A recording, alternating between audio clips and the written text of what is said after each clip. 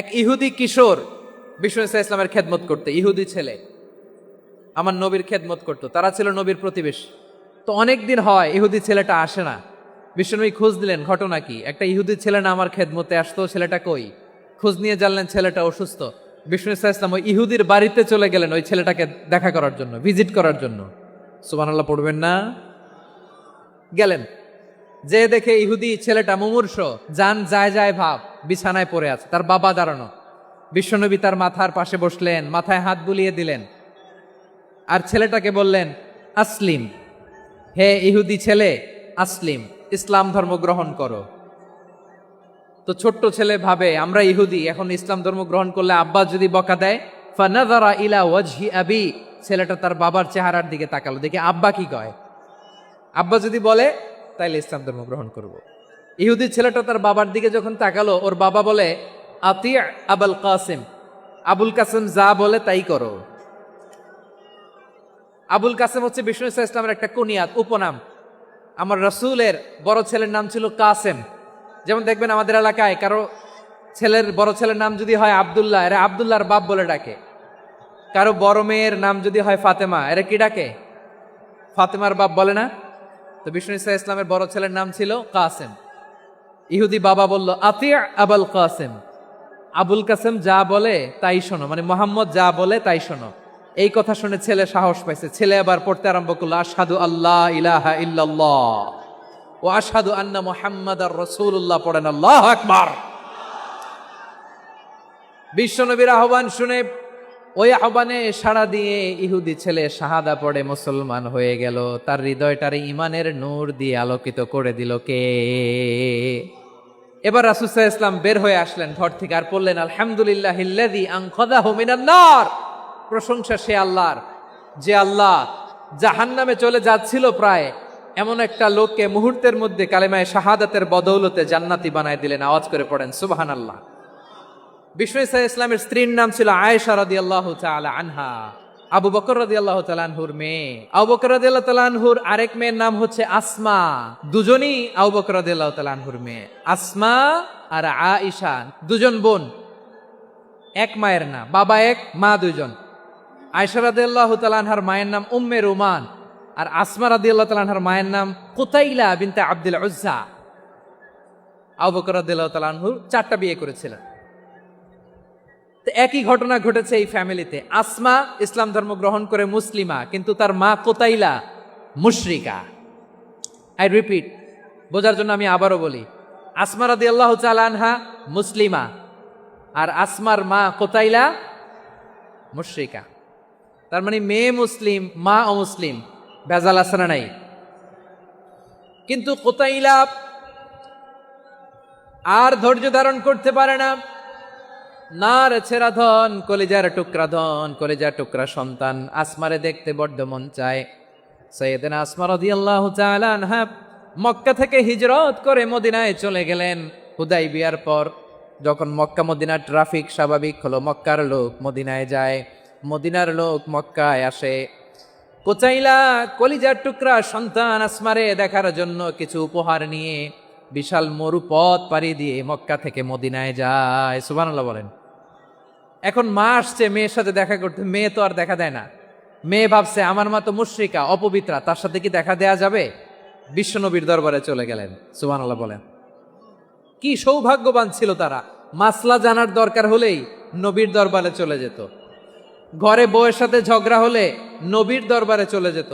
অনেক সাহাবী বলে, আমার পেটে ক্ষুধা লাগলো আমি নবীর কাছে চলে যেতাম, কারণ নবীর চেহারার দিকে তাকালেই আমার পেটের ক্ষুধা মিটে যেত।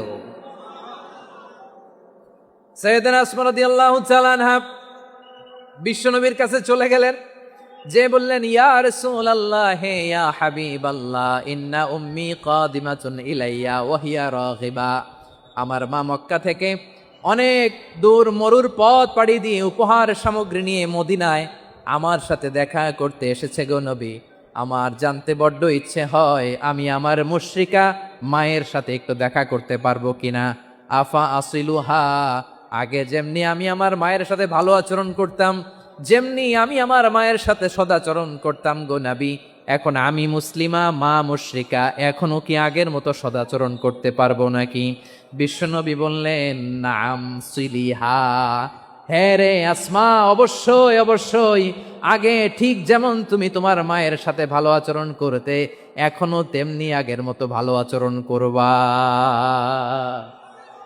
আওয়াজ করে পড়েন সুবহানাল্লাহ। সপ্তম হিজরিতে বিষ্ণু ইসলাম সব সুপার পাওয়ারের কাছে চিঠি দিলেন, রোমান সম্রাটের কাছে, পারস্য অধিপতির কাছে, মিশরের অধিপতির কাছে, সবার কাছে চিঠি লিখলেন। চিঠির ভাষা ছিল এরকম, মিন মুহাম্মাদিন রাসূলিল্লাহ ইলা মুকাউকিস আযীমিল কিবত, মুহাম্মদ রাসূলুল্লাহর পক্ষ থেকে মিশরের বাদশার কাছে, আসলিম তাসলাম, ইসলাম মানো শান্তিতে থাকবা, সালামুন আলা মান ইত্তাবা আল হুদা, শান্তি তার জন্য যে হেদায়েতের অনুসরণ করে। সুবহানাল্লাহ পড়েন। তো এই চিঠি অনেকে ভালোভাবে রিসিভ করেছে, অনেকে এই চিঠি পাওয়ার পরে নবীর কাছে আবার ইন রিটার্ন উপহার পাঠিয়েছে। কি পাঠিয়েছে? উপহার। মিশরের বাদশাহ মুকাউকিস তিনি বিশ্বনবীকে বিশাল এক উপহারের ডালি পাঠিয়েছেন। মিশরের বাদশাহ মুকাউকিস ছিলেন ধর্মে খ্রিস্টান। লালমনিরহাটের ভাইয়েরা আওয়াজ করে বলেন, মিশরের বাদশাহ ধর্মে কি ছিল? খ্রিস্টান। কি উপহার দিয়েছিল আমার নবীকে? শুনতে মনে চায়? 1000 স্বর্ণমুদ্রা। 1000 স্বর্ণমুদ্রা। 2টা খ্রিস্টান দাসী, একজনের নাম মারিয়া বিনতে শামাউন আল কিবতিয়া, আরেকজনের নাম সিরিন বিনতে শামাউন আল কিবতিয়া। একজন খ্রিস্টান দাস 20 থান কাপড় জামা বানানোর জন্য, আমরা নবী যেন সেলাই করে জামা বানাতে পারে এজন্য 20 থান কাপড়, 20 থান ফাইন গার্মেন্ট। সুবহানাল্লাহ পড়বেন না? এরপরে একটা গাধা যেটার নাম ছিল উফাইর, আর একটা খচ্চর, এটার নাম ছিল দুলদুল। খচ্চর চিনেন? গাধা আর ঘোড়ার ক্রসিং এ যে প্রাণীটা দুনিয়াতে আসে ওটার খচ্চর বলে। তো এই যে সুপার পাওয়ার খ্রিস্টান বাদশার কাছে নবী চিঠি লিখলেন, ওই খ্রিস্টান বাদশাহ আমার নবীকে উপহার দিল। বিশ্বনবী এই উপহারগুলো সানন্দে গ্রহণ করেছে। সুবহানাল্লাহ পড়বেন না? তাহলে অমুসলিম কেউ যদি আপনাকে উপহার দেয়, হালাল উপহার হলে আপনি গ্রহণ করতে পারবেন। অনুরূপভাবে পারস্যের বাদশাহ, রোম সম্রাট বিশ্বনবীকে উপহার পাঠিয়েছেন। আমার নবী সবগুলো উপহার গিফট গ্রহণ করেছেন। সুবহানাল্লাহ বলেন। তাহলে প্রিয় লালমনিরহাট, আওয়াজ করে বলুন, ইসলাম কি ন্যারো মাইন্ডেড রিলিজিয়ন না ব্রড মাইন্ডেড? আম্মাজান আয়েশার কাছে মাসালা জানতে চায় মেয়েরা, হে আম্মাজান, অগ্নি উপাসকেরা তাদের ঈদের দিন নওরোজের সময় আমাদেরকে পাখি দেয়, নেওয়া যাবে? উনি বললেন, ওরা জবাই করে দিলে নেওয়া যাবে না, কিন্তু ওরা যদি ফলমূল এরকম খাবার দেয় এগুলো নেওয়া যাবে। তার মানে অমুসলিমদের দেয়া উপহার এটা গ্রহণ করা যায়। সুবহানাল্লাহ বলেন। শুধু তাই নয়, বিষ্ণু ঈসা ইসলাম অমুসলিমদের সাথে আর্থিক লেনদেনও করেছেন, ফিনান্সিয়াল ডিলিং করেছেন। অমুসলিমদের সাথে প্রয়োজনে আপনি ফিনান্সিয়াল ডিলিং করতে পারবেন। আমরা প্রায় দেখি বাজারের মিষ্টির দোকানগুলো আমার হিন্দু ভাইদের। লালমনিরহাটে মিষ্টির দোকান, দইয়ের দোকান কারা চালায়? হিন্দুরা চালায় না? তারপরে যে বারবার শপ, চুল কাটে যে নাপিত, অধিকাংশ নাপিতের দোকানে কারা? আমার হিন্দু ভাইরা। তা আপনি চুল কাটতে পারবেন কিনা? পারবেন কিনা বলেন? পারবেন। তার দোকান থেকে দই মিষ্টি কিনতে পারবেন কিনা? হ্যাঁ, আমার মুসলিম ভাইয়ের দোকান থাকলে ওইটারে আমি বেশি প্রায়োরিটি দিব, ঠিক কিনা? কিন্তু যদি তাদের সার্ভিস নিতে চান, প্রোডাক্ট নিতে চান, পারবেন। তার দলিল সহিহ বুখারী, আম্মা জান আয়েশা রাদিয়াল্লাহু তাআলা আনহা বলেন, ইশতারা রাসূলুল্লাহ সাল্লাল্লাহু আলাইহি ওয়াসাল্লাম মিন ইয়াহুদিয়িন তুআমান ওয়া রাহানাহু দিরআহু মিন হাদিদ। রাসূল সাল্লাল্লাহু আলাইহি ওয়াসাল্লাম এক ইহুদির কাছ থেকে, কার কাছ থেকে? আমার নবী, পেয়ারা নবী এক ইহুদির কাছ থেকে জব কিনেছিল, জব, বার্লি, যেটা দিয়ে রুটি বানায়। ওই জবের দাম দেওয়ার টাকা পয়সা নবীর কাছে ছিল না, ফলে নবী ওনার একটা পোশাককে মর্গেজ রেখেছিলেন, মর্গেজ, বন্ধক, যে এখন এটার দাম দিতে পারবো না, কয়েক কেজি বার্লি নিয়ে যাই আর বন্ধক হিসেবে আমার জামাটা রেখে গেলাম, যেদিন দাম দিব ওই দিন জামাটা ছুটায় নিয়ে যাব। বাকিতে নিছিলেন, বাকিতে। দিরআহু মিন হাদিদ, লোহার তৈরি বর্ম, মানে যুদ্ধের পোশাক, লোহা দিয়ে বানানো। বিশ্বনবী বললেন, কয়েক কেজি জব দাও, টাকাটা পরে দিব, এখন টাকা নাই, বন্ধক হিসেবে, মর্গেজ হিসেবে আমার জামা রেখে গেলাম, যখন টাকা দিব জামা ছুটায় নিব। আওয়াজ করে বলতে হবে সুবহানাল্লাহ। এ থেকে বোঝা গেল অমুসলিমদের সাথে ফিনান্সিয়াল ডিলিং করা যায়, অর্থনৈতিক লেনদেন করা যায়, কেনাবেচা করা যায়, প্রোডাক্ট কেনা যায়। এমনকি আমাদের মসজিদে নববীতে বারান্দায় আপনারা একটা অটোমেটিক ফ্লাইং আমব্রেলা দেখছেন? সূর্য যখন বাড়ে মসজিদে নববীর বারান্দায় ইয়ার্ডের মধ্যে অটোমেটিক্যালি কিছু আমব্রেলা আছে সাঁ করে খুলে যায়, আর সূর্যের তাপ লাগে না। আবার সন্ধ্যাবেলায় এই আমব্রেলাগুলো ওরা ক্লোজ করে ফেলে, দেখেন নাই না? দেখছেন? এই মসজিদে নববীকে সর্বোচ্চ উন্নত মানের কনস্ট্রাকশন ইনফ্রাস্ট্রাকচারে ডেভেলপ করার জন্য কর্তৃপক্ষ কিছু অমুসলিম ইঞ্জিনিয়ারের ডিজাইনারের সহায়তা নিয়েছিল। সুবহানাল্লাহ বলেন। কোন দলিলের ভিত্তিতে? এই দলিলের ভিত্তিতে যে বিষ্ণু ইসা ইসলাম অমুসলিমদের সাথেও লেনদেন করেছেন। আওয়াজ করে বলতে হবে আল্লাহু আকবার। শুধু তাই নয়, ইন কেস অফ ইমার্জেন্সি, প্রয়োজনে ইসলামের খাতিরে ইসলামকে সামনের দিকে এগিয়ে নিয়ে যাওয়ার জন্য অমুসলিমদের সাপোর্ট নেওয়া জায়েজ আছে। সুবহানাল্লাহ বলেন। অমুসলিমদের সাপোর্ট নেয়া, তাদের থেকে অর্থ নেয়া, পলিটিক্যাল সাপোর্ট, পলিটিক্যাল অ্যাসাইলাম নেওয়া জায়েজ আছে। খুলনাতে সর্বশেষ যে আমি প্রোগ্রাম করে গেলাম, সেখানে কয়েকশো হিন্দু ভাই আসছে আমাদের আলোচনা শুনতে, আলহামদুলিল্লাহ। অনেক বৌদ্ধরা আসে, অনেক খ্রিস্টানরা আসে। এবার সফরেও অনেক হিন্দু ভাইরা আমার সাথে দেখা করেছে। তারা বলেছে, হুজুর আমরা আপনার আলোচনা শুনি, আলহামদুলিল্লাহ বলেন।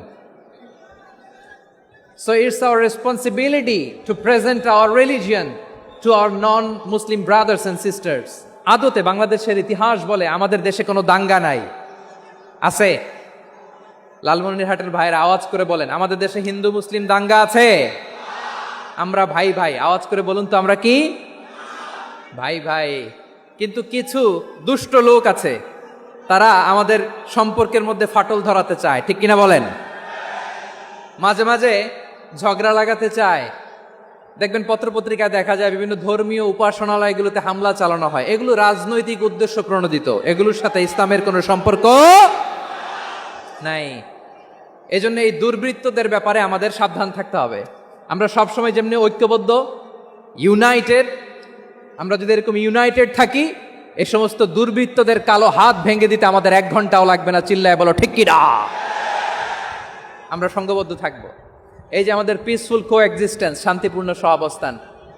হিন্দুরা পূজা করে, যেদিন হিন্দুদের পূজা অনুষ্ঠান, আমরা ওই দিন তাফসির মাহফিল করি না, ঠিক কিনা বলেন? যেদিন আমাদের তাফসিরুল কোরআনের প্রোগ্রাম, ওই দিন আমাদের হিন্দু ভাইরা ডিস্টার্ব করে না। সুবহানাল্লাহ। হিন্দুদের পূজা অনুষ্ঠানে মাদ্রাসার ছাত্র যে পাহারা দেয়, গোটা বিশ্বে এরকম দৃষ্টান্ত নজির বিরল, ঠিক কিনা বলেন? আইন শৃঙ্খলা বাহিনীর পাশাপাশি মাদ্রাসার ছাত্ররা যে সেখানে পাহারা দেয়, গোটা পৃথিবীতে এই দৃষ্টান্ত আপনি পাবেন। মাদ্রাসার ছাত্ররা, তারা তো কোরআনের ধারক, তারা হাদিসের ধারক, তারা কেন মন্দির পাহারা দিবে? এই সম্প্রীতিকে ধরে রাখার জন্য, এই সৌহার্দ্যকে ধরে রাখার জন্য, আমাদের পারস্পরিক ভালোবাসাকে অটুট রাখার জন্য। আওয়াজ করে বলতে হবে ঠিক কিনা? এখন বলেন, আমাদের এই ভালোবাসা অটুট থাক, আমরা চাই কি চাই না? আমরা হিন্দু মুসলিম মিলেমিশে শান্তিপূর্ণ সহাবস্থান, সাম্প্রদায়িক সম্প্রীতি। লালমনিরহাটের ভাইয়ের আওয়াজ করে বলুন, এই সাম্প্রদায়িক সম্প্রীতি আমরা চাই কি চাই না? আল্লাহ এই দেশকে তুমি বরকতময় করো, বাংলাদেশকে তুমি শান্তিময় করো। আওয়াজ করে সবাই বলেন আমিন। এই জায়গাটাতে সামান্য একটু আওয়াজ হচ্ছিল, এটাও থেমে গেছে, আলহামদুলিল্লাহ আলহামদুলিল্লাহ। এখন একেবারে everything is in my control, মাশাআল্লাহ। ঠিক আছে, আমি মূল আলোচনায় যাই। প্রিয় ভাইরা, আমি বলেছিলাম আমার আলোচনার বিষয় হচ্ছে শান্তিপূর্ণ সহাবস্থান, সাম্প্রদায়িক সম্প্রীতি। আমরা দেখব ইসলাম আমাদেরকে কি কি দিক নির্দেশনা দেয়। আমি আপনাদের খেদমতে সূরাতুল আনআমের 108 নম্বর আয়াত তেলাওয়াত করেছি। এখানে আল্লাহ রাব্বুল ইজ্জা ওয়াল জালাল তিনি ইরশাদ করছেন, ওয়ালা তাসুব্বুল্লাযীনা ইয়াদউনা মিন দুনিল্লাহি ফায়াসুব্বুল্লাহা আদওয়াম বিগাইরি ইলম কাযালিকা যায়্যান্না লিকুল্লি উম্মাতিন আমালাহুম সুম্মা ইলা রাব্বিহিম মারজিউহুম ফায়ুনাব্বিউহুম বিমা কানু ইয়ামালুন। রব্বুল আলামিন বলেন, গোলাম ও আমার ইমানদার বান্দারা শোনো শোনো, ও আমার বিশ্বাসী বান্দারা শোনো শোনো, লা তাসুব্বুল্লাযীনা ইয়াদউনা মিন দুনিল্লাহ ফায়াসুব্বুল্লাহা আদওয়াম বিগাইরি ইলম। ও আমার বিশ্বাসী বান্দারা, যারা আল্লাহকে ব্যতি রেখে আল্লাহকে বাদ দিয়ে অন্য উপাস্যকে ডাকে, দেবীর পূজা করে, দেবতাদের পূজা করে, তোমরা খবরদার তাদের গালি দিও না। আওয়াজ করে বলেন, কি দিও না? আল্লাহ বলেন, ও বিশ্বাসীরা শোনো, যারা আল্লাহকে বেছে রেখে দেবীর পূজা করে, অন্য উপাস্যের পূজা করে, তাদেরকে ডাকে, ওই দেবতাদেরকে তোমরা গালি দিও না। যদি ওই দেবতাদেরকে গালি দাও, তাহলে ভুলবশত, শত্রুতাবশত তারা তোমাদের রব আল্লাহকে গালি দেবে। ঠিক কিনা? তোমরা যদি তাদের দেবতাদের গালি দাও, ওরা রেগে তোমার আল্লাহরে গালি দিবে, তাহলে আল্লাহরে গালি খাওয়ানোর কারণ হয়ে গেলাম আমি। ঠিক কিনা বলেন? রব্বুল আলামিন বলেন, খবরদার বিশ্বাসীরা, আল্লাহ ছাড়া যারা অন্যান্য উপাস্যদেরকে ডাকে, দেবতাদেরকে ডাকে, তাদেরকে তোমরা গালি দিও না। ওই সমস্ত দেবতাদেরকে যদি তোমরা গালি দাও, তাহলে তারা আল্লাহকে গালি দিবে। ঠিক কিনা বলেন? আমরা দেবতাদের গালি দিলে ওরা আল্লাহকে গালি দিবে। রব্বুল আলামিন বলেন, খবরদার দেবতাদেরকে গালি দিও না, তাহলে ওরা তোমার রব আল্লাহরে গালি দেবে। প্রতিটি জাতির জন্য তাদের কাজকে আমি আল্লাহ সুশোভিত করে রেখেছি। তারা সবাই একদিন আমার কাছেই ফিরে আসবে। এরপর আমি রব্বুল আলামিন তাদের আমলনামা তাদেরকে জানিয়ে দেব। সুবহানাল্লাহ পড়ে। অন্য ধর্মের দেবতাদেরকে যে গালি দেয়া যাবে না, এই আদেশটা কার? আরো জোরে বলুন, কার?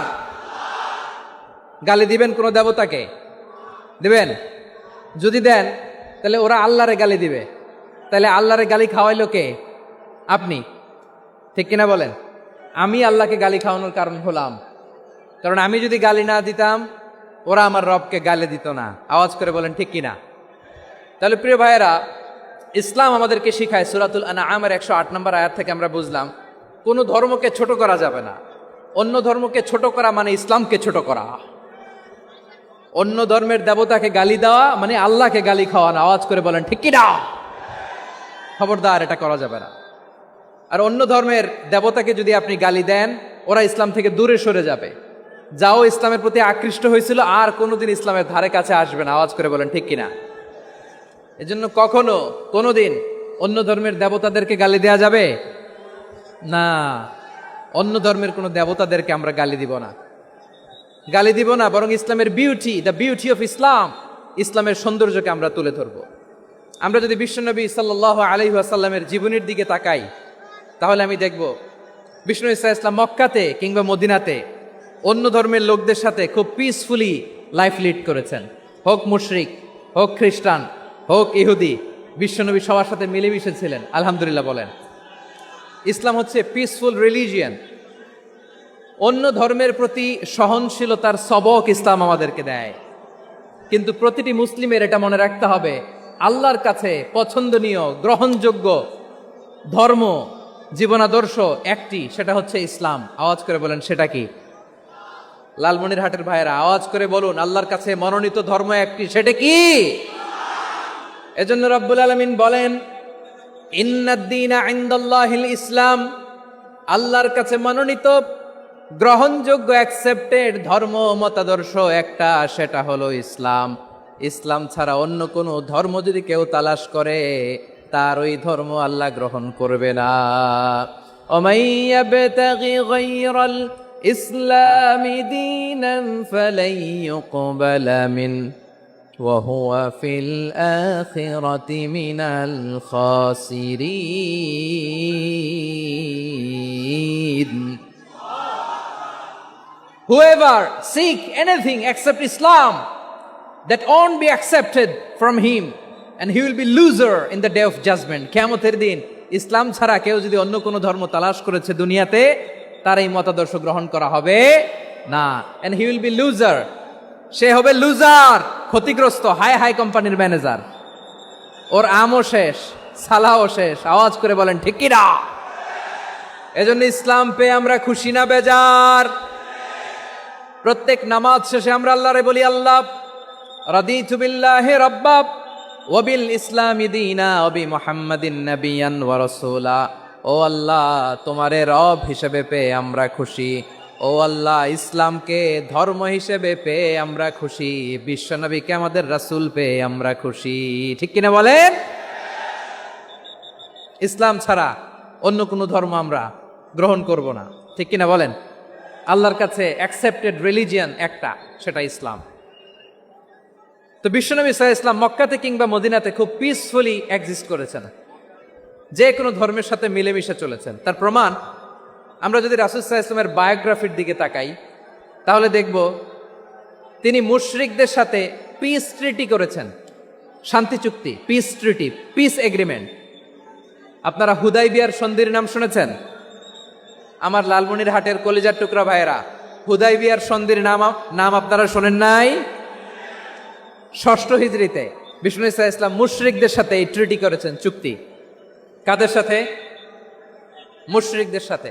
আমরা তো মুসলমান বসতে পারি না, আমরা দুই মুসলিম ভাই একসাথে বসে চা খেতে পারি না, গল্প করতে পারি না। বিষ্ণু ঈসা ইসলাম মুশরিকদের সাথে ট্রিটি করেছেন, হুদাইবিয়ার সন্ধি। এই সন্ধির আগে মক্কা থেকে কেউ মদিনায় যেতে পারে না, মদিনা থেকে কেউ মক্কায় যেতে পারে না। কিন্তু এই সন্ধির পরে ট্রাফিক স্বাভাবিক হয়ে গেল, মক্কার লোকেরা মদিনায় আসতে পারে, মদিনার লোকেরা মক্কায় আসতে পারে। এটাকে বলে সুলহে হুদাইবিয়া, the peace agreement of Hudaibiyah, শান্তি চুক্তি।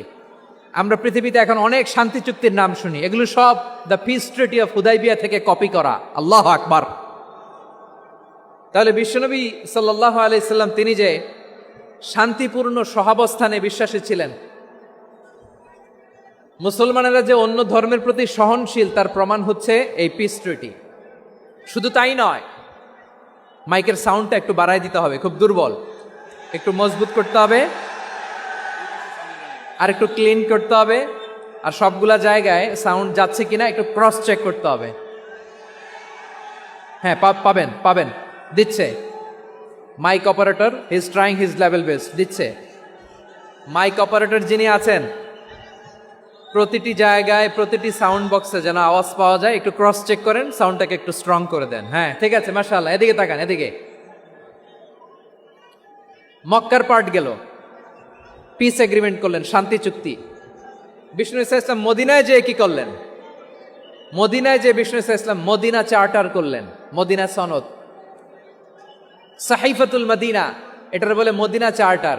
যে ওয়েস্টে, ইউরোপে, আমেরিকাতে তারা অনেক চার্টার করে, এই সব চার্টার মদিনা চার্টার থেকে কপি করা। আওয়াজ করে পড়েন সুবহানাল্লাহ।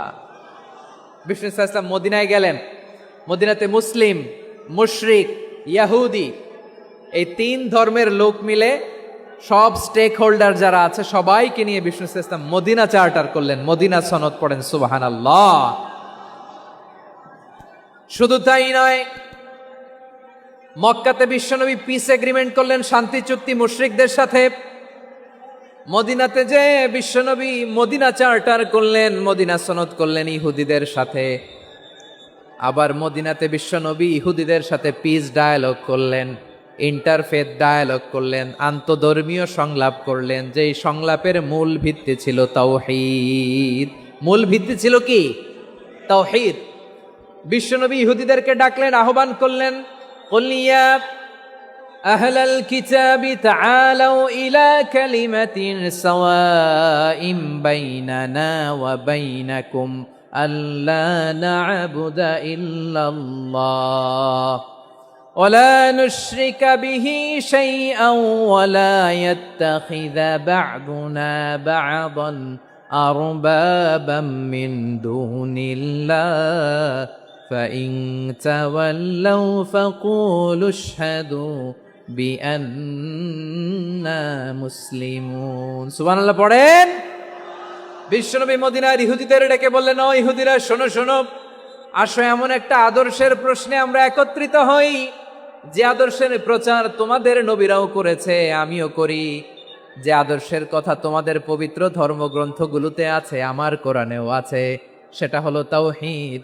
আমরা এক আল্লাহ ছাড়া কারো ইবাদত করব না, আল্লাহর সাথে কাউরে শরীক করব না। বিগাইরি তিবি নাফসিন ওয়া আনা হাজিজুহু ইয়াউমাল কিয়ামা। খবরদার, জেনে রেখো, কেউ যদি কোনো সংখ্যালঘুর উপরে অত্যাচার করে, কোনো সংখ্যালঘুর প্রাপ্য থেকে যদি কেউ কাউকে ঠকায়, সংখ্যালঘুর উপর যদি কেউ কষ্ট দেয়, কোনো সংখ্যালঘুর সম্পদ যদি কেউ জোর করে কেড়ে নেয়, আমি কিয়ামতের দিন বিশ্বনবী ওই সংখ্যালঘুর পক্ষে আর ওই মুসলমানদের বিপক্ষে বাদী হয়ে দাঁড়াবো।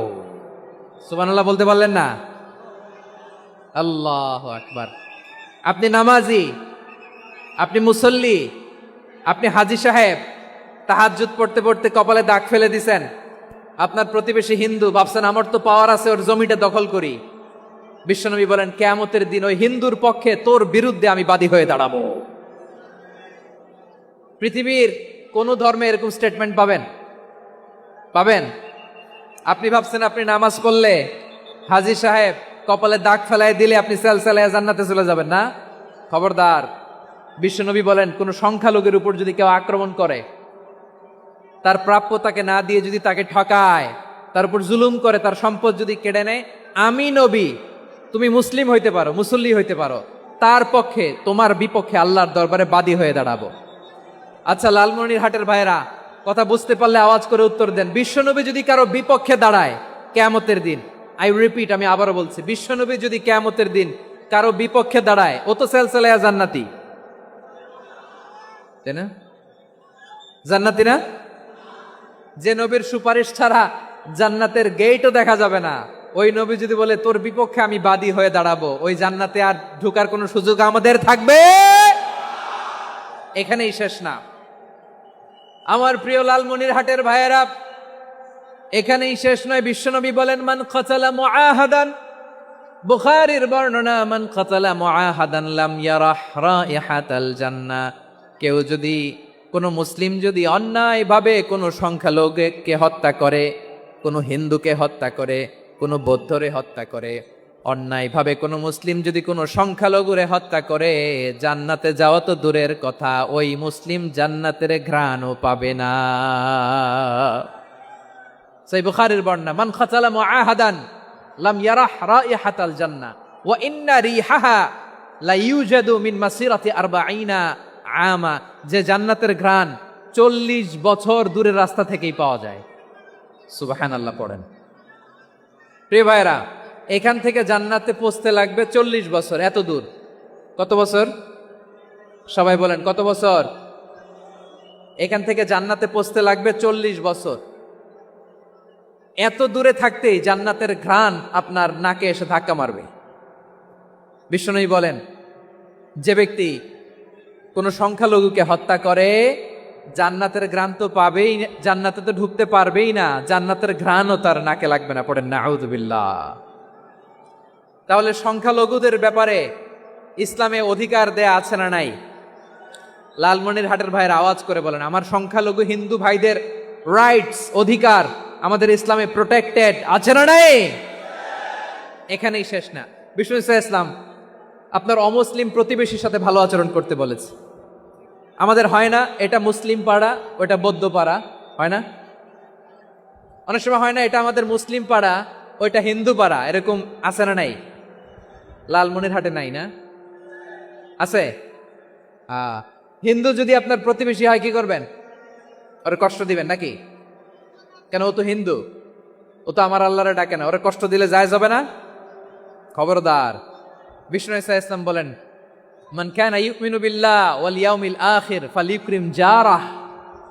যে আল্লাহ বিশ্বাস করে আর আখিরাতে বিশ্বাস করে, সেজন্য প্রতিবেশীর সাথে ভালো আচরণ করে। সুবহানাল্লাহ। কলিজা জুড়ায় যায় না আমার নবীর কথাগুলো শুনলে? যে আল্লাহ বিশ্বাস করে, যে আখিরাতে বিশ্বাস করে, সেজন্য প্রতিবেশীর সাথে ভালো আচরণ করে। এখানে বলছে মুসলিম প্রতিবেশী বলছে, নামাজি প্রতিবেশী বলছে, আল্লাহওয়ালা প্রতিবেশী বলছে না। প্রতিবেশী আস্তিক হোক নাস্তিক হোক, প্রতিবেশী মুমিন হোক মুশরিক হোক, প্রতিবেশী হইলেই তার সাথে ভালো আচরণের দরকার আছে না নাই? আমার প্রিয় লালমনিরহাটের ভাইয়েরা, বিষ্ণু ইসলাম ওনার ইহুদি প্রতিবেশীদের দেখাশোনা করতেন।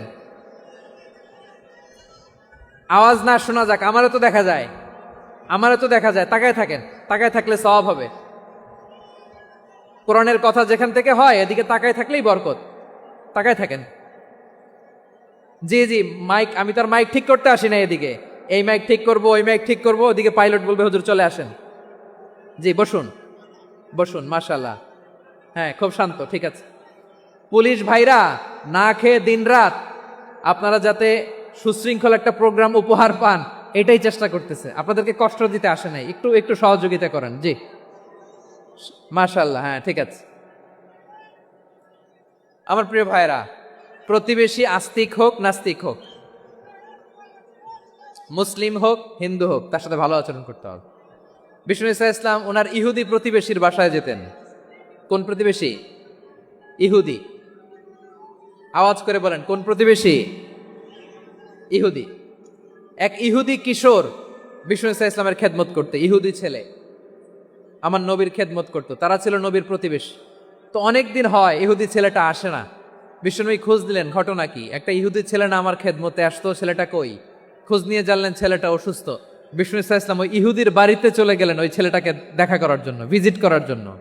সুবহানাল্লাহ পড়বেন না? গেলেন, যে দেখে ইহুদি ছেলেটা মুমূর্ষ, যান যান যায় যায় ভাব, বিছানায় পড়ে আছে, তার বাবা দাঁড়ানো। বিশ্বনবী তার মাথার পাশে বসলেন, মাথায় হাত বুলিয়ে দিলেন, আর ছেলেটাকে বললেন আসলিম, হে ইহুদি ছেলে আসলিম, ইসলাম ধর্ম গ্রহণ করো। তো ছোট্ট ছেলে ভাবে আমরা ইহুদি, এখন ইসলাম ধর্ম গ্রহণ করলে আব্বা যদি বকা দেয়। ফানাযারা ইলা ওয়াজহি আবি, ছেলেটা তার বাবার চেহারার দিকে তাকালো, দেখি আব্বা কি কয়। আব্বা যদি বলে তাইলে ইসলাম ধর্ম গ্রহণ করব। ইহুদি ছেলেটা তার বাবার দিকে যখন তাকালো, ওর বাবা বলে আতি আবুল কাসিম, আবুল কাসিম যা বলে তাই করো। আবুল কাসেম হচ্ছে বিষ্ণু ঈসা ইসলামের একটা কুনিয়াত, উপনাম। আমার রাসূলের বড় ছেলের নাম ছিল কাসেম। যেমন দেখবেন আমাদের এলাকায় কারো ছেলের বড় ছেলের নাম যদি হয় আব্দুল্লাহ, এরা আব্দুল্লাহর বাপ বলে ডাকে। কারো বড় মেয়ের নাম যদি হয় ফাতেমা, এরা কি ডাকে? ফাতেমার বাপ বলে না? তো বিষ্ণু ঈসা ইসলামের বড় ছেলের নাম ছিল কাসেম। ইহুদি বাবা বলল আতি আবুল কাসেম, আবুল কাসেম যা বলে তাই শোনো, মানে মোহাম্মদ যা বলে তাই শোনো। এই কথা শুনে ছেলে সাহস পাইছে, ছেলে আবার পড়তে আরম্ভ করলো আশহাদু আল্লাহ ইলাহা ইল্লাল্লাহ ওয়া আশহাদু আন্না মুহাম্মাদার রাসূলুল্লাহ, পড়েন আল্লাহু আকবার। বিশ্বনবীর আহ্বান শুনে ওই আহ্বানে সাড়া দিয়ে ইহুদি ছেলে শাহাদা পড়ে মুসলমান হয়ে গেল। তার হৃদয়টারে ইমানের নূর দিয়ে আলোকিত করে দিল কে? প্রিয় ভাইরা, এবার রাসূল সাল্লাল্লাহু আলাইহি ওয়াসাল্লাম বের হয়ে আসলেন ঘর থেকে, আর বললেন আলহামদুলিল্লাহিল্লাযী আনকাযাহু মিনান নার। প্রশংসা সে আল্লাহর, যে আল্লাহ জাহান্নামে চলে যাচ্ছিল প্রায় এমন একটা লোককে মুহূর্তের মধ্যে কালেমায়ে শাহাদাতের বদৌলতে জান্নাতি বানায় দিলেন। আওয়াজ করে পড়েন সুবহানাল্লাহ। এই হাদিস থেকে আমরা কি শিখলাম? What is the moral of the story? এক নম্বর স্টোরি হলো, প্রতিবেশী ইহুদি হোক হিন্দু হোক, যাবেন, সুসম্পর্ক রাখবেন, উপহার দিবেন, বিপদে পাশে দাঁড়াবেন, তাইলেই তো আপনাদের প্রতি, মুসলমানদের প্রতি তারা আকৃষ্ট হবে, ঠিক কিনা বলেন? আপনি যদি হিন্দুদের সাথে বৌদ্ধদের সাথে নাই মিশেন, নাস্তিকের কাছে নাই যান, তো ইসলামের সৌন্দর্যটা ওরা বুঝবে কেমনে? আমার অনেক হিন্দু পরিচিত ভাই আছে, ওরা আমাদের ইফতারির প্রোগ্রামে এসে একসাথে ইফতারি করে। অনেক মদখোর আমার সাথে বসে একসাথে ডিনার করে, হাফ প্যান্ট পরা, গলায় স্বর্ণের চেইন, হাতে স্বর্ণের ব্রেসলেট, আইসা আমার সাথে ডিনার করছে, আছে এরকম। গাঁজাখোর, আমি বলি আসো, welcome welcome to my dinner, আসো বসো, বসলেই তো আমি ওর ডিএনএ, চিন্তার ডিএনএ চেঞ্জ করে দেওয়ার সুযোগ পাবো। চিল্লায় বলো ঠিক কিনা? আসতে হবে আমার কাছে। Hour door is open, the door of Islam is open 24/7। সব সময় আমাদের ইসলামের দরজা আমার অমুসলিম ভাইদের জন্য খোলা আছে না নাই? এই হাদিস থেকে দুইটা শিক্ষা। এক নম্বর শিক্ষা, প্রতিবেশী মুসলিম হোক অমুসলিম হোক, যান, অসুস্থ হইলে একটু আপেল নিয়ে যান, আঙ্গুর নিয়ে যান, কমলা নিয়ে যান, তাদের সাথে ভালো আচরণ করেন। ইসলামের বিউটি দেখে, সৌন্দর্য দেখে অবাক হবে, নসিব ভালো হলে কোনোদিন কালিমা পড়ে মুসলমান হয়ে যাবে, ঠিক কিনা বলেন? তাহলে অমুসলিমের সাথে ভালো সম্পর্ক। বিশ্বনবী ইহুদির বাড়িতে গেলেন, ইহুদির বাড়ি, আর আমার মুসলমান ভাই আমার কাফের বলে, এরকম আছে না নাই? মুসলিমরা দেখতে পারে না, সহ্য করতে পারে। বিষ্ণু ইসলাম ইহুদির বাড়িতে গেলেন, এটা একটা শিক্ষা। আরেকটা শিক্ষা হলো, বিষ্ণু ইসলামের খাদেম ছিল ইহুদি, এতদিন খেদমত করলো, একদিনও বিশ্বনবী ওরা কালিমার দাওয়াত দেয় নাই। কারণ কি? বিশ্বনবী একটা ভালো সময়ের অপেক্ষা করতেছিলেন, প্রপার টাইমিং। দাঈর কাজ হচ্ছে দাঈ ইলাল্লাহ, সে হচ্ছে সুযোগ সন্ধানী। দাঈ সুযোগ খোঁজে, কখন দাওয়া দিলে ব্যাটে বলে হবে, ঝুব্বু যে কোপ মারে, ঠিক কিনা বলেন? বিষ্ণু ইসলাম ভালো সময়ের অপেক্ষা করতেছিলেন, দেখি ভালো সময় আসুক আসুক আসুক আসুক। আস্তে আস্তে এমন সময় আসছে, ছেলে এবার মুমূর্ষ। অসুস্থ ব্যক্তির হৃদয় অত্যন্ত নরম থাকে। হসপিটালে যখন কেউ যায় তার হৃদয়টা বড্ড নরম থাকে, মৃত্যুর ভয়ে তার অন্তরটা নরম থাকে, ঠিক কিনা বলেন? এই প্রপার টাইমিং এর অপেক্ষা করতেছিলেন। যখনই টাইমিং পেয়েছেন দাওয়াত দিলেন, পড়ো লা ইলাহা ইল্লাল্লাহ, সুবহানাল্লাহ পড়েন সবাই। তাহলে ইসলাম অমুসলিম প্রতিবেশীর সাথে ভালো আচরণ করতে বলে। ইসলাম অমুসলিম মাতা পিতার সাথেও ভালো আচরণ করতে বলে। মাতা পিতা যদি অমুসলিম হয় তারা ফেলে দিতে পারবেন? পারবেন? পারবেন? আমার লালমনির হাটের ভাইয়েরা, অনেক হিন্দু ছেলে আমাদের হাতে শাহাদা পড়ে মুসলিম হয়, কিন্তু ওর মা মুসলমান হয় নাই, বাবাও হয় নাই, এরকম আছে না নাই? তো ও হয়েছে মুসলিম, মা বাপ হিন্দু, এখন মা বাপ কি বাদ? হ্যাঁ, মা বাপ বাদ দেয়া যাবে? যেই মা আপনারে 9 মাস 8 মাস পেটে ধারণ করলো, আপনার মায়ের নার ছেঁড়া ধন, আপনি ওই মারে বাদ দিতে পারবেন? যেই মায়ের বুকের তাজা দুধ খেয়ে আপনি আজকে বাড়ন্ত তাজা তরতাজা, ওই মারে বাদ দেয়া যাবে? মায়ের এক ধারে দুধের দাম, কাটিয়া গায়ের চাম, পাপুষ বানাইলেও ঋণের শোধ হবে না, এমন দরদি ভাবে কেউ হবে না আমার মাগো। মায়ের এক ধারে দুধের দাম, কাটিয়া গায়ের চাম, পাপুষ বানাইলেও ঋণের শোধ হবে না, এমন দরদি ভাবে কেউ হবে না আমার মাগো, ঠিক কিনা? মাকে তো বাদ দেয়া যায় না। ওয়াকাদা রাব্বুকা আল্লা তা'বুদু ইল্লা ইয়্যাহ ওয়া বিল ওয়ালিদাইনি ইহসানা। আল্লাহ বলে অবধারিত 2টা ভার্ডিক্ট তোমাদের জন্য, এক আল্লাহর ইবাদত করবা আর মা বাবার প্রতি ইহসান করবা। আদেশটা কার? মা বাবার প্রতি ইহসান করতে হবে। আমার মা হিন্দু হোক ভালো আচরণ করতে হবে, বৌদ্ধ হোক ভালো আচরণ করতে হবে।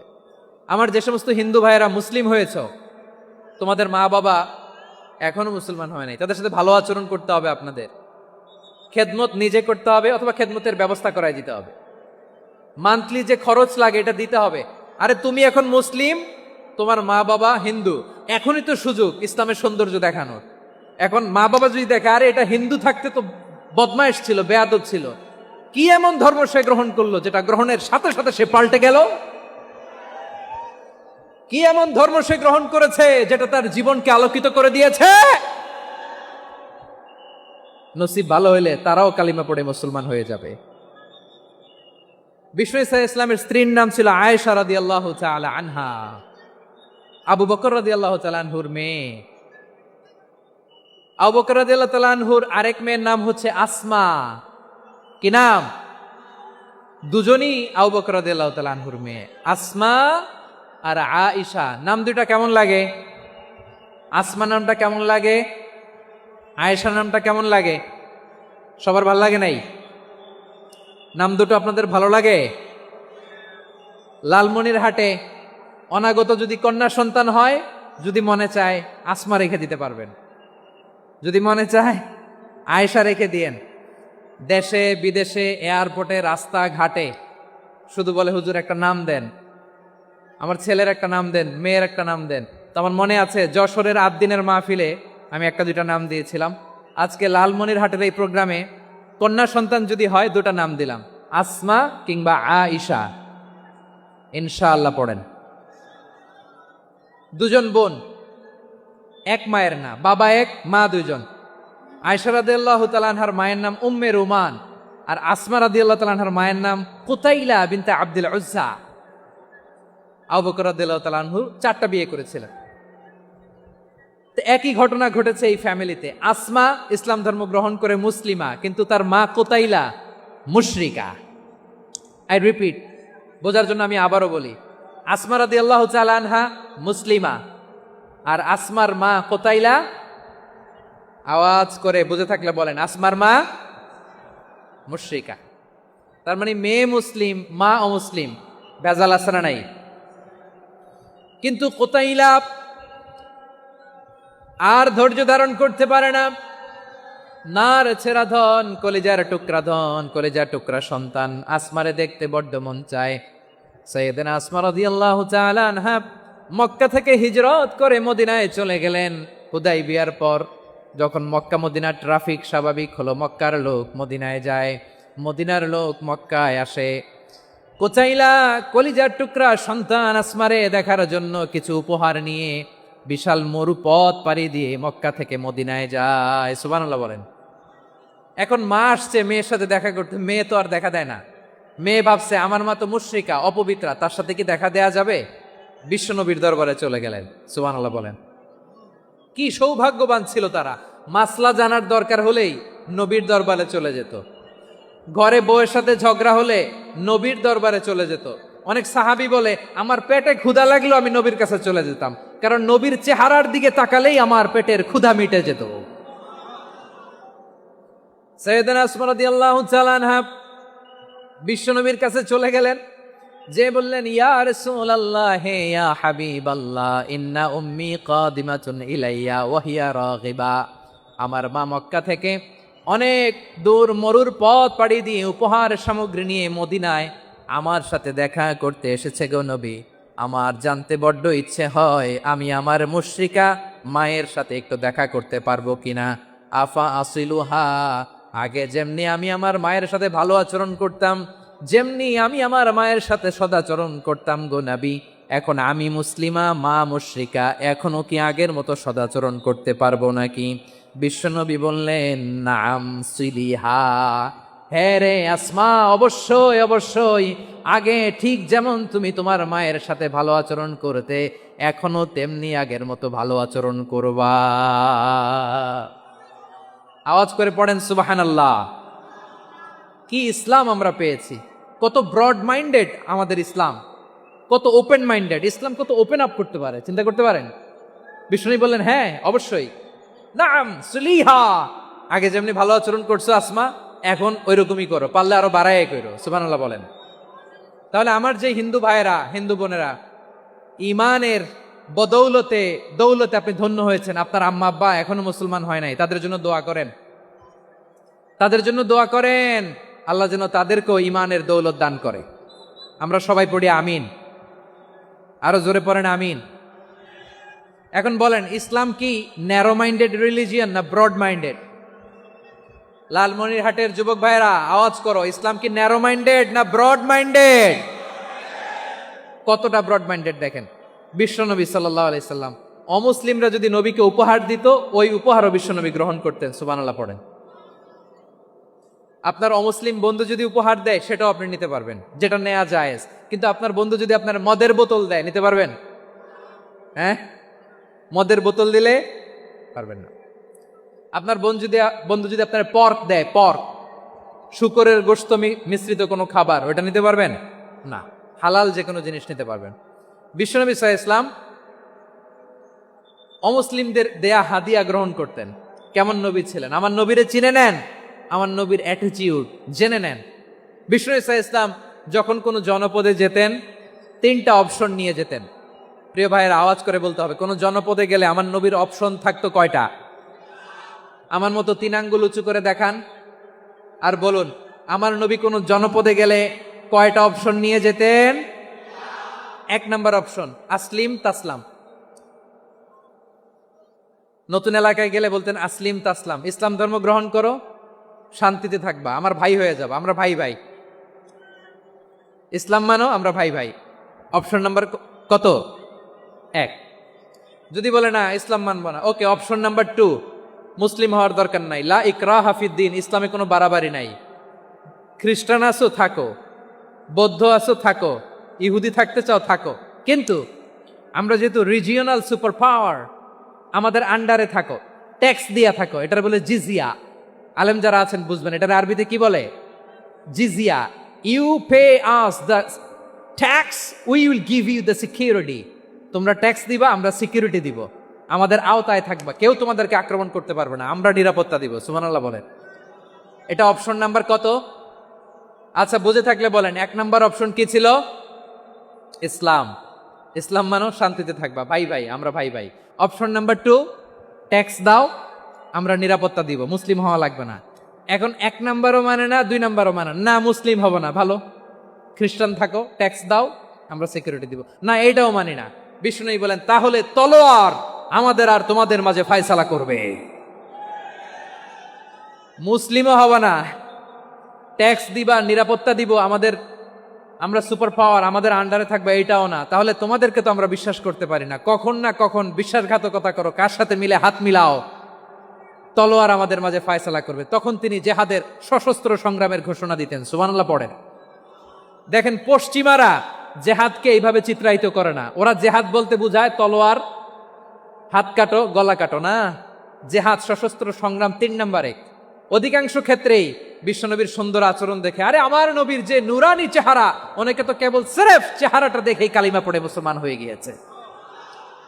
যারা মুসলিম হয় নাই তারা তাদের ইসলামেই বলবৎ ছিল, ট্যাক্স দিয়ে ইসলামের আন্ডারে ছিল।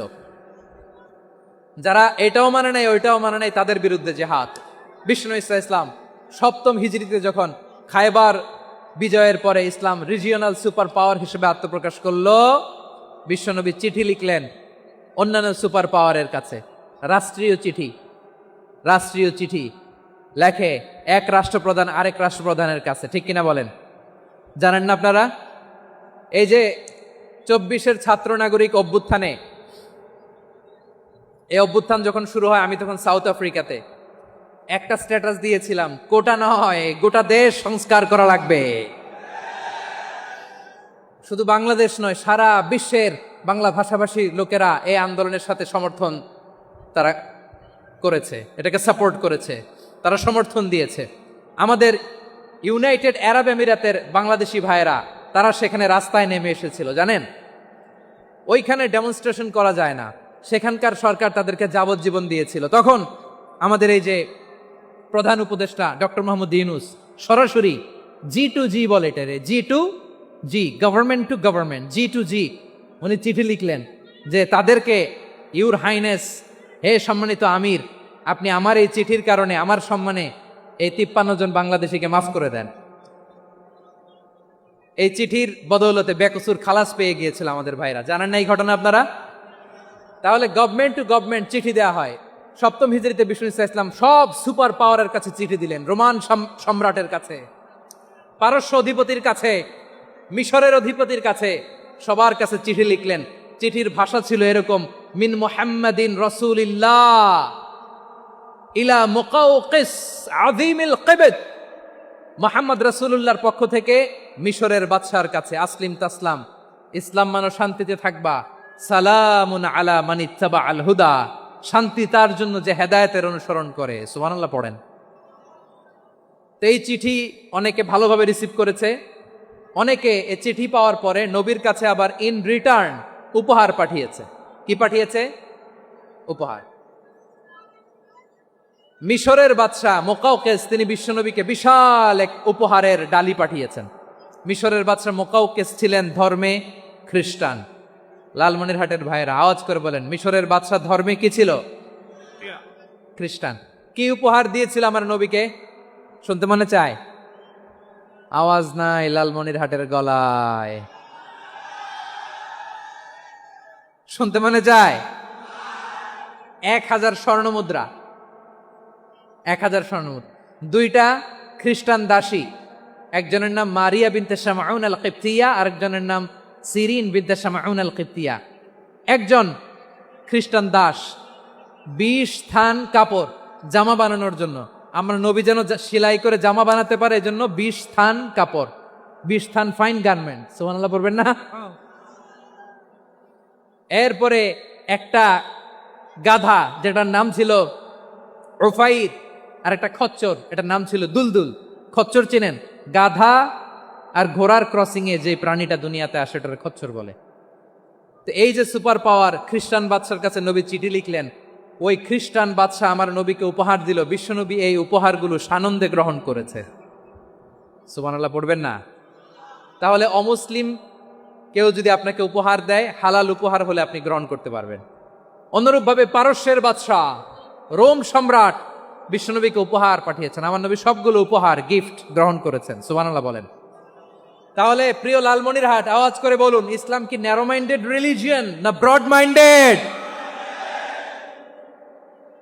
আম্মাজান আয়েশার কাছে মাসালা জানতে চায় মেয়েরা, হে আম্মাজান, অগ্নি উপাসকেরা তাদের ঈদের দিন নওরোজের সময় আমাদেরকে পাখি দেয়, নেওয়া যাবে? উনি বললেন, ওরা জবাই করে দিলে নেওয়া যাবে না, কিন্তু ওরা যদি ফলমূল এরকম খাবার দেয় এগুলো নেওয়া যাবে।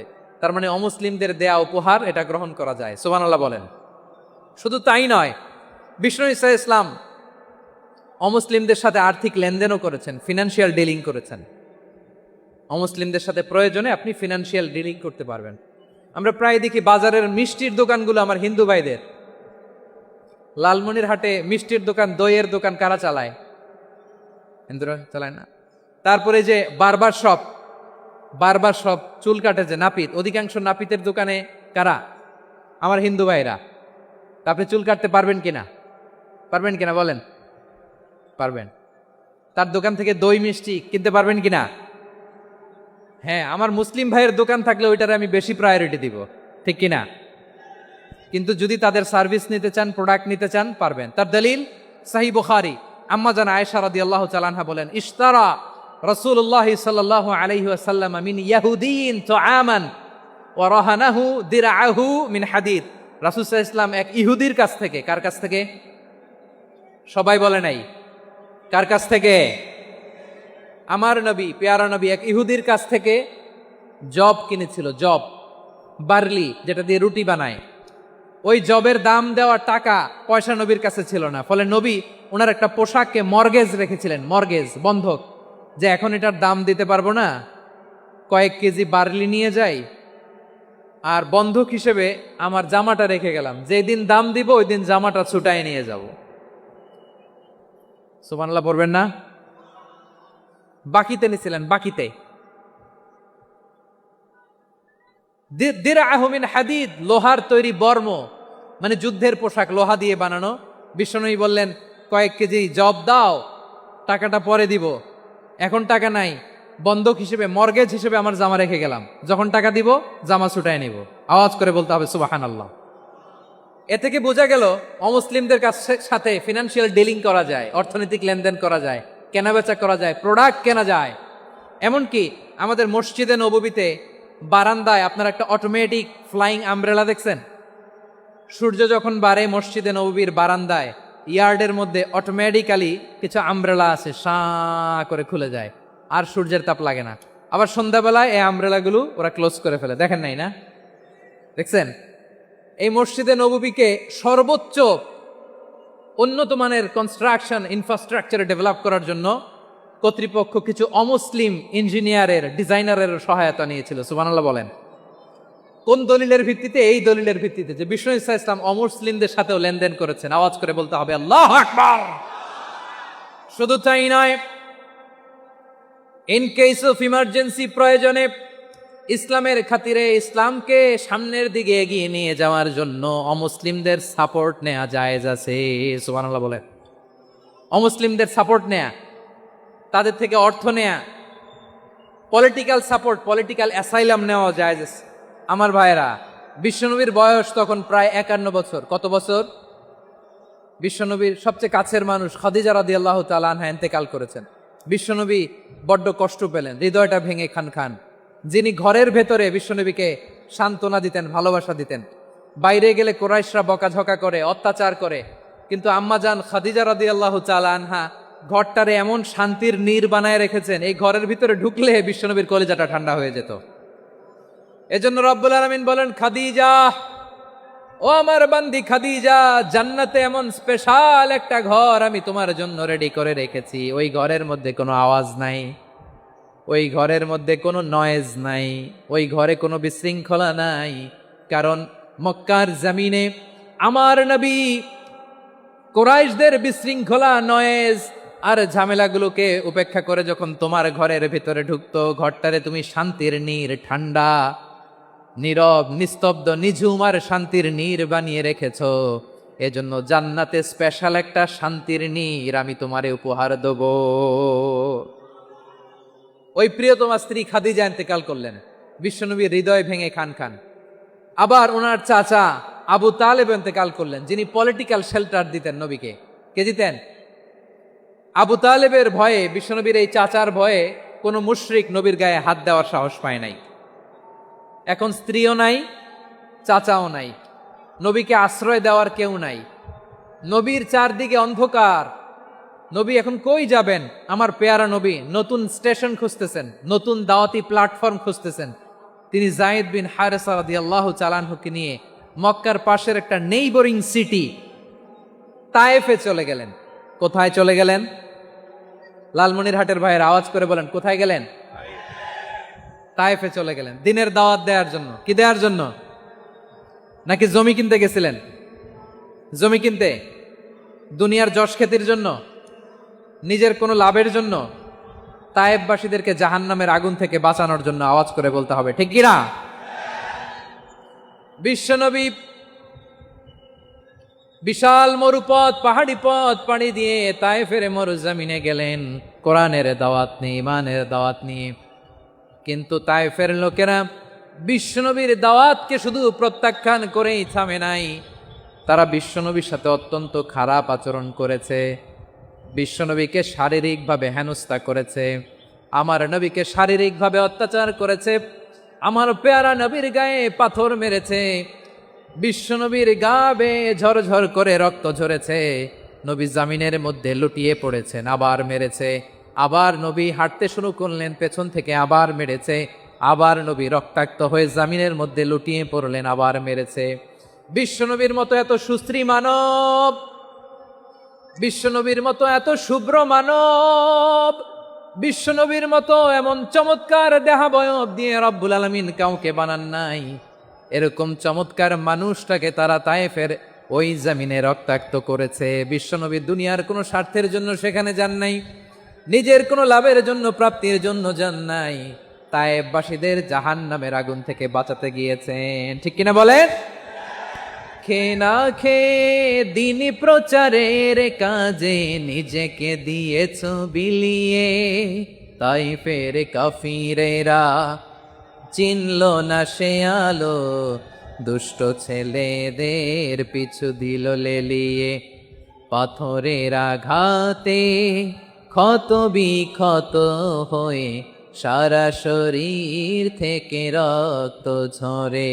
হে রাসূল তোমাকে বলি আমি কেমন করে, হে রাসূল তোমাকে বলি আমি কেমন করে। পারেন না আপনারা?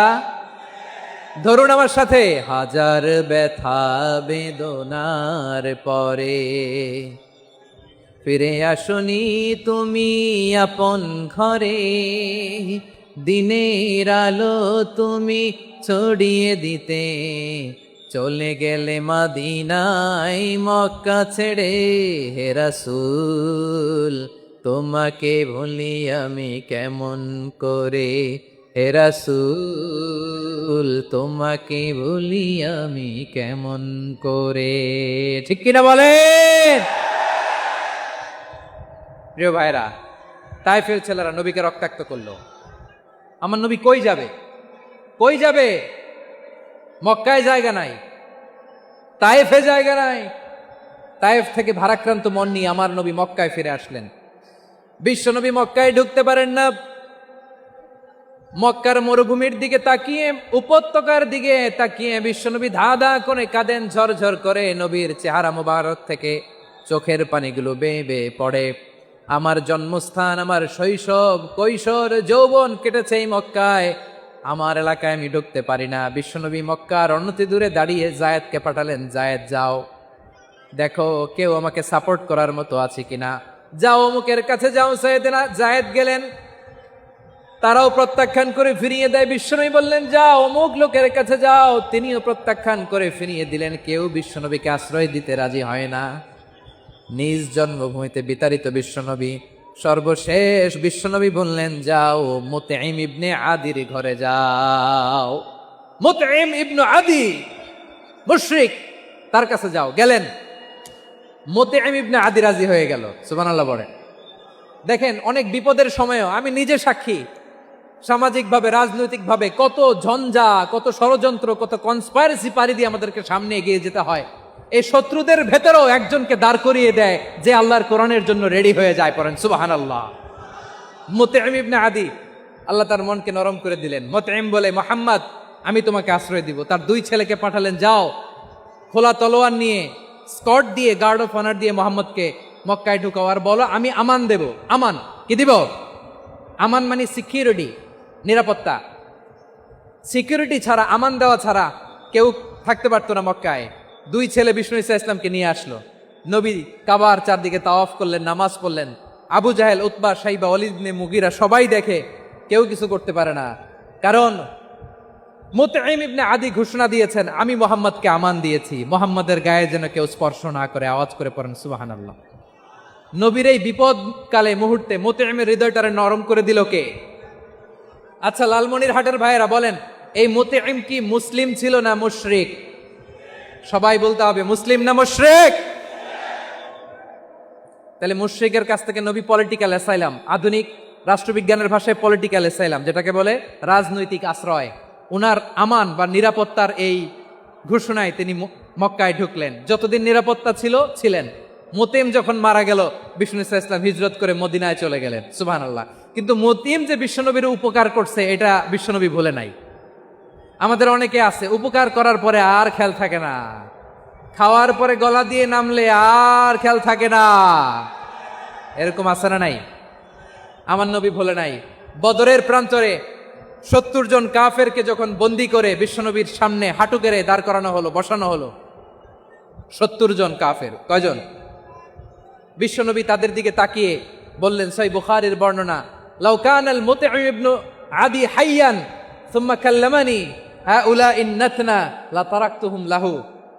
বদরের প্রান্তরে 70 জন বন্দী কাফিরের দিকে তাকিয়ে আমার নবী বললেন, আজকে মুতঈম ইবনে আদি যদি বেঁচে থাকতো আর তোমাদের 70 জনের ব্যাপারে যদি মুতঈম এক বাক্যে একটা সুপারিশ করত, তার সম্মানে আজকে তোদের সবাইরে আমি মাফ করে দিতাম।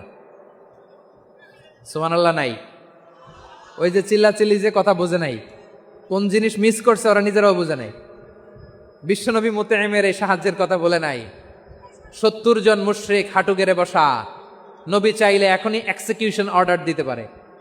তিনি বললেন, আজকে যদি মুতঈম বেঁচে থাকতো আর মুতঈম যদি তোদের জন্য সুপারিশ করতে, এই আবর্জনাগুলোর ব্যাপারে সুপারিশ করতে, আমি মুহূর্তেই তোদেরকে এমনি মাফ করে দিতাম। এবার বলেন, ইসলাম কি ন্যারো মাইন্ডেড না ব্রড মাইন্ডেড? শুধু তাই নয়, যাকে যে সম্মান দেয়ার আমার নবী দিতেন, হোক আস্তিক হোক নাস্তিক, হোক মুসলিম হোক অমুসলিম। বিষ্ণু ঈসা ইসলাম যখন রোমান সম্রাটের কাছে চিঠি লিখেছেন, রোমান সম্রাটের কাছে বিশ্বনবী যখন চিঠি লিখলেন মিন মুহাম্মদ রাসূলিল্লাহ ইলা হিরাকলা আযীমির রোম, মুহাম্মদের পক্ষ থেকে হিরাক্লিয়াসের কাছে, যিনি হচ্ছেন আযীমির রোম। এটা নবী নিজ থেকে বানায় লিখছেন, অতিরিক্ত সম্মান দিয়ে। কোন রাষ্ট্রপ্রধান যখন আসে তাদেরকে আমরা কি বলি জানেন? তার নামের শেষে HE এটা লিখতে হয়, H.E. মানে হিজ এক্সেলেন্সি। কি লেখে? হিজ এক্সেলেন্টি, অথবা ইউর হাইনেস, ইউর ম্যাজেস্টি। দেখেন, বিশ্বনবী সাল্লাল্লাহু আলাইহি ওয়াসাল্লাম সব নবীদেরও নবী। তিনি একজন মুশরিক খ্রিস্টান সম্রাট, রোমান সম্রাটের কাছে চিঠি লিখতে যায়, লিখতেছে, ইলা হিরাকলা আযীমির রোম, হিরাক্লিয়াসের কাছে আমার চিঠি, যিনি রোমের আযীম, হিজ হাইনেস, মানে রোমের অনেক সম্মানিত এক বাহাদুর। আওয়াজ করে বলেন সুবহানাল্লাহ। তার মানে যাকে যে সম্মান দেয়ার, এটা বিশ্বনবী দিতেন। এমনকি যেই ইহুদিরা ভালো ছিল, এই ইহুদিদেরও প্রশংসা করেছেন বিশ্বনবী মুহাম্মদুর রাসূলুল্লাহ সাল্লাল্লাহু আলাইহি ওয়াসাল্লাম। এক ইহুদির প্রশংসা করেছেন বিশ্বনবী। ইহুদির কার? কার? আমি তো আমার ভাইয়ের প্রশংসা করি না, আমি তো এক আলেম আরেক আলেমরে স্পেস দেই না, আমি তো এক দায়ী আরেক দায়ীর সাথে বসতে চাই না। আমার নবী ইহুদির প্রশংসা করে। কার প্রশংসা? ওই ইহুদির নাম ছিল মুখাইরিক। সিরাত গ্রন্থ ঘাটলে পাবেন। তিনি বলেছেন, মুখাইরিক খাইরু ইয়াহুদ, Mukhayriq is the best of the Jews. জুইশদের মধ্যে সে সবচেয়ে ভালো। কেন প্রশংসা করলেন তার? এর কারণ মদিনা চার্টারে কথা ছিল, সব ধর্মের মুসলিম মুশরিক ইহুদিরা মিলে মদিনাকে রক্ষা করবে। কিন্তু তৃতীয় হিজরিতে যখন উহুদের যুদ্ধ শুরু হলো, সবার কথা ছিল যেই আক্রমণ করে আমরা মদিনাকে বাঁচাবো। কোন শহরকে বাঁচাবো? মদিনাকে। কিন্তু কুরাইশরা যখন অ্যাটাক করলো, ইহুদিরা আর আসে না, ইহুদিরা আর বেরোয় না। বিষ্ণু বললেন, ওহে ইহুদিরা, তোমরা না চুক্তি করলে আমার সাথে যে মদিনা বাঁচাতে সবাই ঝাঁপিয়ে পড়বো, আসো। একটা ইহুদিও বেরোয় না, কেউ আসে নাই সেদিন, একজন ছাড়া। তার নাম মুখাইরেক। তার নাম কি? মুখাইরেক বাহাদুরের মতো ঘোড়সাওয়ার হয়ে বেরিয়ে গেলেন এবং বললেন, গোটা ইহুদি সাম্রাজ্যের একজনও যদি না আসে, আমি মুখাইরেককে কেউ ঘরে আটকে রাখতে পারবে না। বেরিয়ে আসলেন, এসে বললেন, আমি মুহাম্মদের পক্ষে যুদ্ধ করব। আমি মারা গেলে আমার সম্পদ আমার উত্তরাধিকারীরা পাবে না, আমার সম্পদ তোমরা মুহাম্মদকে দিয়ে দিবা। সুবহানাল্লাহ বলেন। উহুদের ময়দানে 70 জন মুসলমান শহীদ হলো। এই ইহুদি, সেও মুসলমানের পক্ষে যুদ্ধ করে নিহত হলো। সুবহানাল্লাহ বলেন। মুসলিমদের লাশ যখন নিয়ে আসা হলো, এই মুখাইরিকের লাশও নিয়ে আসা হলো। মুসলিমদের লাশের পাশে মুখাইরিকের লাশ দেখে বিশ্বনবী মুখাইরিকের প্রতি অনেক খুশি হলেন। আর বিশ্বনবী খুশি হয়ে বললেন, মুখাইরিক খয়রু ইয়াহুদ। মুখাইরিক, যদিও তুমি ইহুদি, তারপরে তুমি সব ইহুদিদের মধ্যে সেরা ইহুদি। পড়েন সুবহানাল্লাহ। আমার নবী ইহুদিকেও সম্মান দিতে কার্পণ্য করে নাই। আওয়াজ করে বলেন আল্লাহু আকবার। প্রিয় ভাইরা, এবার সর্বশেষ আওয়াজ করে বলেন, ইসলাম কি ন্যারো মাইন্ডেড নাকি ব্রড মাইন্ডেড? সবাই বলেন, ন্যারো মাইন্ডেড না ব্রড মাইন্ডেড? এজন্য অমুসলিম হইলেই তারা আমাদের শত্রু নয়। শত্রু কারা? এই লালমনির হাটের ভাইয়েরা শোনেন, শত্রু কারা? যে সমস্ত অমুসলিম আমাদেরকে নিশ্চিহ্ন করে দিতে চায়, যে সমস্ত অমুসলিম আমাদের ভূখণ্ড থেকে আমাদেরকে তাড়িয়ে দিতে চায়, যে সমস্ত অমুসলিম আমার ধর্ম নিয়ে তুচ্ছতাচ্ছিল্য করে চিল্লায় বলেন ঠিক কিনা, তারা আমাদের শত্রু। সাধারণ অমুসলিমরা আমার শত্রু নয়। এই যে হিন্দুরা থাকে, এরা আমার ভাই, বৌদ্ধরা আমার ভাই, খ্রিস্টানরা আমার ভাই, ইহুদিরা আমার ভাই। তারা দিনই ভাই নয়, তারা মায়ের পেটের ভাই নয়, তারা মানবিক দিক থেকে ভাই। ও মানুষ, আমিও মানুষ। ইসলাম মানুষকে সম্মান করে, চিল্লায় বলো ঠিক কিনা।